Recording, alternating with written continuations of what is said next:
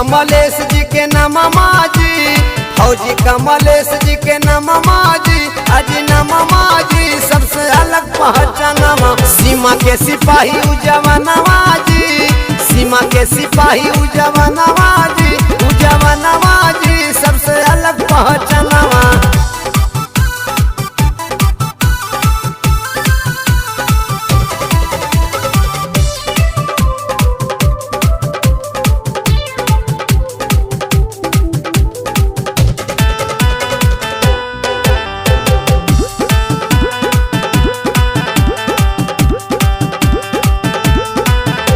स्वर्गीय लक्ष्मण यादव जी के बारन ललनवा, मेडिकल कटौतिया में बाटे मकनवा।